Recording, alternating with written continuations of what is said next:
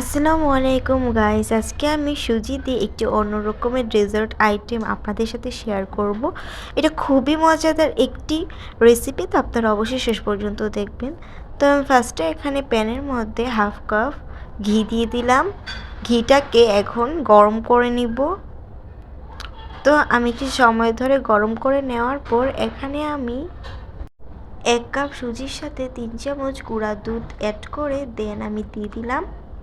এখন আমি একটু সময় ধরে সুজিটাকে ভেজে নিব। দেখুন আমি কিভাবে অনবরত নেড়ে সুজিটাকে ভেজে নিচ্ছি। এইভাবে সুজিটাকে সুন্দর করে ভেজে নিতে হবে।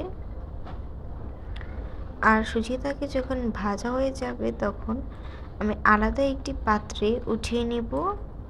দেখুন এখন সুজিটা ভাজা একদমই কমপ্লিট হয়ে গেছে। এখন আমি প্যানের মধ্যে হাফ কাপ চিনি দিয়ে দিলাম। এবার চিনিটা থেকে ক্যারামেল তৈরি করে নিব। তার জন্য ভালো করে আমি নেড়ে কতক্ষণ রেখে দিয়েছিলাম। এখন দেখুন ক্যারামেল তৈরি হয়ে গেছে। চিনিটা গলে ক্যারামেলটা যখন তৈরি হয়ে যাবে তখন আমি এখানে বাকি আইটেমগুলো অ্যাড করব। এখন আমি এখানে দিয়ে দিলাম 2 কাপ দুধকে জাল দিয়ে 1 কাপ করে দেন আমি ক্যারামেলের সাথে অ্যাড করে দিয়েছি। এবার আমি ভালো করে ক্যারামেলটার সাথে দুধটাকে অনবরত নেড়ে ঘন করে নিব আবারও। আর সাথে দিয়ে দিলাম একটি এলাচ, এটা আমি ফ্লেভারের জন্য দিয়ে দিয়েছি।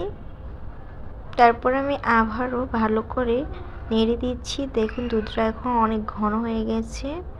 এবার আমি ভেজে রাখা সুজিগুলোকে দিয়ে দিলাম।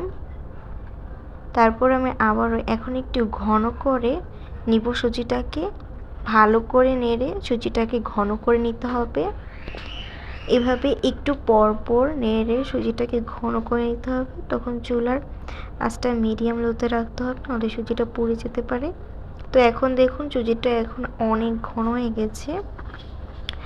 আর এভাবে সুজিটা শুকনো শুকনো হয়ে গেছে। এখন আমি সুজিটাকে সামান্য একটু রান্না করেই উঠিয়ে নিব। তো এই তো দেখুন সুজিটাকে আমি ভালো করে রান্না করে নিয়েছি। এবার আমি উঠিয়ে নিচ্ছি সুজিটাকে। আমি একটা প্লেটে উঠিয়ে নিয়েছি। আর তারপর ভালো করে সমান করে আমি একটি শেপ দিয়ে দিচ্ছি নিজের মন মতো। এখন লাভ শেপটা অ্যাড করে নিচ্ছি। এটা এতটা পারফেক্ট হয়েছে, আপনাদের আমি দেখাচ্ছি যে কতটা পারফেক্ট হয়েছে। একদমই দানা দানা লেগেনি। আর কতটা সুন্দর হয়েছে খেতে, একদমই মনোমুগ্ধকর একটি খাবার। আপনারা বাসায় ট্রাই করে নিতে পারেন। ভালো থাকবেন, আল্লাহ হাফেজ।